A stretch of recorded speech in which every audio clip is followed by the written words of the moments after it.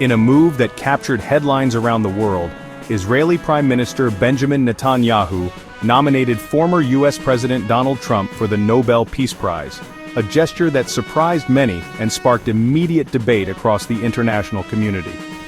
The announcement was made in a highly publicized setting, underscoring the significance Netanyahu placed on the nomination and the message he intended to send.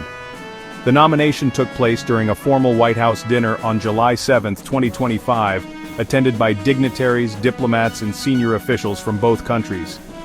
The event was not just a routine diplomatic gathering, but a carefully orchestrated occasion designed to highlight the close relationship between the United States and Israel and to showcase the leaders' shared vision for peace in the Middle East. During the dinner, Netanyahu presented Trump with a copy of the official letter he had sent to the Nobel Committee. In the letter, Netanyahu praised Trump's efforts to end the Israel-Hamas war, emphasizing the former president's role in brokering ceasefires and encouraging dialogue between conflicting parties. The gesture was both symbolic and strategic, aiming to recognize Trump's controversial but impactful approach to Middle East diplomacy. Trump accepted the nomination with visible gratitude, telling Netanyahu, "Coming from you, this is very meaningful."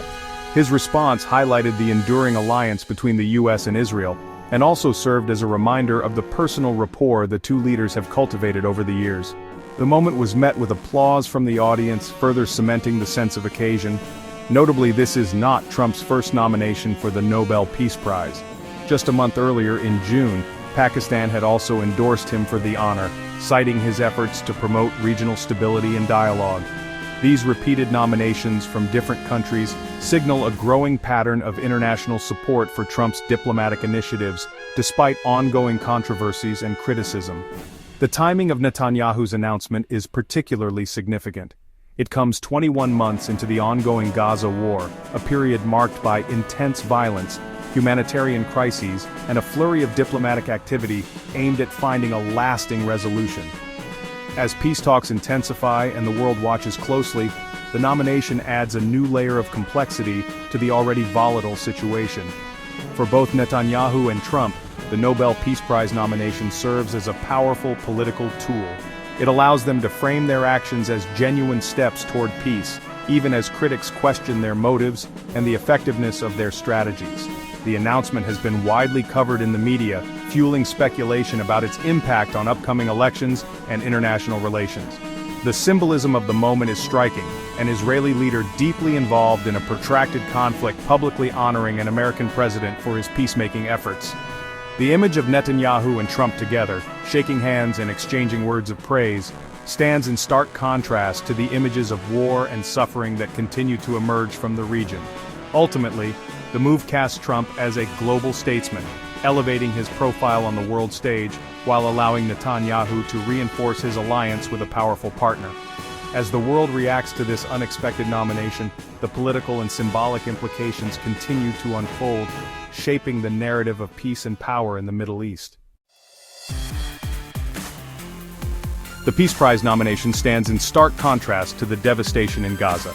The war's 21 months have left nearly 60,000 dead, most of them Palestinian civilians, many women and children. Gaza faces famine, a collapsed healthcare system, and the world's highest per capita rate of child amputees. Entire neighborhoods are rubble, millions displaced, and trauma is widespread. Critics argue the nomination trivializes Palestinian suffering and sanitizes a brutal war. The ongoing humanitarian crisis makes peace seem distant. For many, the nomination is a polarizing event, highlighting the disconnect between political rhetoric and reality. It forces the world to confront the gap between peacemaking claims and the war's grim toll. While leaders met in Washington, indirect talks resumed in Doha, Qatar, aiming for a 60-day truce. The deal would see Israeli hostages released and more aid entering Gaza. Israel accepted a Qatari proposal. Hamas responded positively, but sought changes Israel rejected.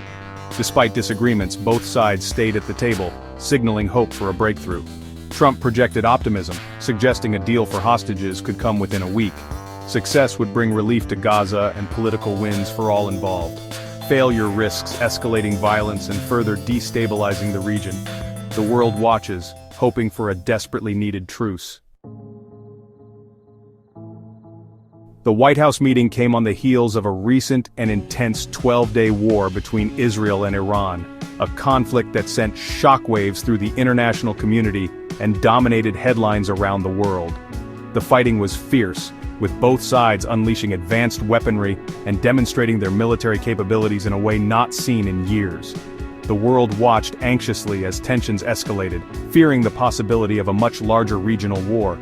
US-backed airstrikes specifically targeted Iran's nuclear program, marking a major escalation in the long-standing rivalry between the two nations.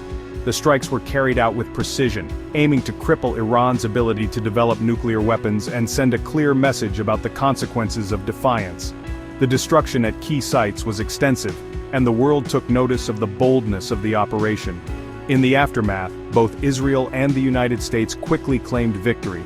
Officials from both countries held press conferences, touting the strikes as a significant blow to Iran's nuclear ambitions and a demonstration of their resolve. The media was filled with headlines praising the operation, and military leaders celebrated what they saw as a successful mission. For leaders like Donald Trump and Benjamin Netanyahu, the conflict became an opportunity to reinforce their images as decisive and strong leaders on the world stage. Their supporters rallied behind them, viewing their actions as proof of their willingness to take bold steps in the face of danger.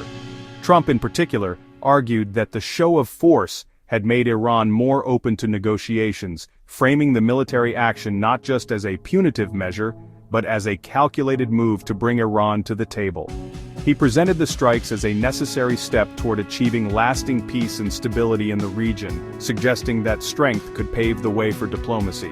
Yet, the aftermath of the war has added significant complexity to ongoing peace efforts and to Trump's controversial Nobel Peace Prize nomination. The destruction left behind, the heightened tensions, and the diplomatic fallout have all made the path to peace more uncertain than ever. Public opinion remains deeply divided. Some see the strikes as a necessary response to a growing threat, arguing that decisive action was needed to prevent Iran from advancing its nuclear program. Others, however, criticize the operation as reckless, warning that it risks igniting a much wider conflict in the already volatile Middle East. Now the containment of the Iran war is being leveraged as proof of Trump's high-stakes strategy, a strategy that, for better or worse, has reshaped the conversation about security, diplomacy, and America's role in the world. Trump's vision extends beyond Gaza. He aims to expand the Abraham Accords, normalizing ties between Israel and Arab states. The next target, Saudi Arabia, a move that would transform the region. Saudi normalization hinges on ending the Gaza war. Crown Prince Mohammed bin Salman insists peace is impossible while fighting continues. A ceasefire is both a humanitarian and strategic necessity for broader regional integration. Netanyahu and Trump both spoke of a very broad peace linking their goals. An Israeli-Saudi deal would reshape the Middle East, isolating Iran, and cementing Trump's legacy. The Nobel nomination is as much about this ambitious vision as it is about Gaza.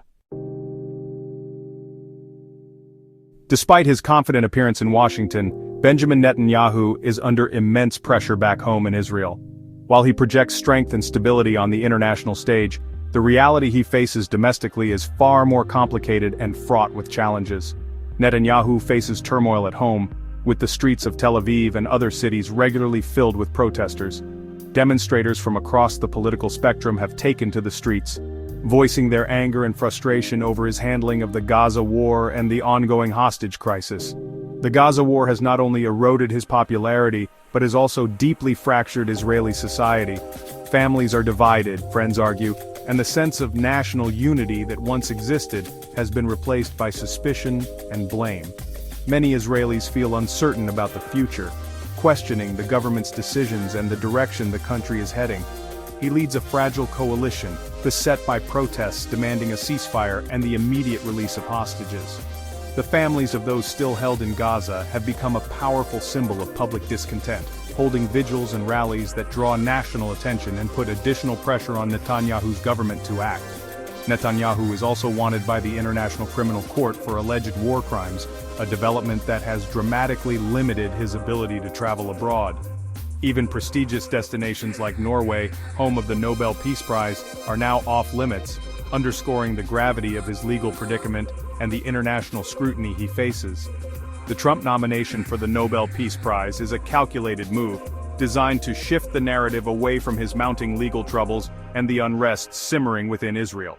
Political analysts suggest that Netanyahu is using this moment to try to regain control of the public conversation and to present himself as a leader capable of achieving peace, despite the chaos at home. It's a bid to reframe himself as a statesman, not just a wartime leader. By highlighting his international relationships and diplomatic efforts, Netanyahu hopes to remind both Israelis and the world of his experience on the global stage, and to counter the narrative that he is solely defined by conflict. For his base, the nomination signals unwavering U.S. support and offers a sense of validation during a period of uncertainty. His supporters see it as proof that despite criticism, Netanyahu remains a key player on the world stage and has powerful allies willing to stand by him. For the world, however, it's a defiant gesture amid legal peril, a reminder that Netanyahu is willing to challenge international institutions and critics, even as he faces unprecedented legal and political threats. The nomination is political maneuvering at its finest, a high-stakes gamble aimed at survival on multiple fronts.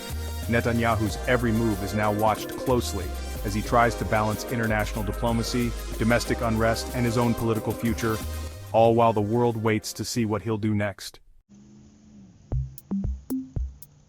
The future of Gaza's governance is fiercely debated. Netanyahu insists Israel must retain security control, allowing only limited Palestinian self-rule. Israel would reserve the right to intervene militarily, a move many see as continued occupation. Controversy also surrounds the idea of Palestinian resettlement, with Netanyahu suggesting emigration should be an option. Critics argue that after months of war, any voluntary departure is coerced, raising fears of ethnic cleansing. For Israel, security is paramount. For Palestinians, it's about sovereignty and the right to remain. Netanyahu's vision falls short of Palestinian aspirations for self-determination. The challenge of Gaza's future remains a major obstacle to lasting peace. Netanyahu's nomination of Trump sparked fierce debate. Supporters call it overdue recognition of Trump's peace efforts, citing the Abraham Accords and Gaza talks. Critics call it offensive, given the ongoing war and civilian suffering. The move exposes tensions in the U.S.-Israel relationship, with reports of behind-the-scenes pressure for a ceasefire. Some see the nomination as a political stunt, others as a bold statement. The Nobel Committee now faces a difficult decision, weighing peace claims against a backdrop of war. Whatever the outcome, the world will be watching Oslo.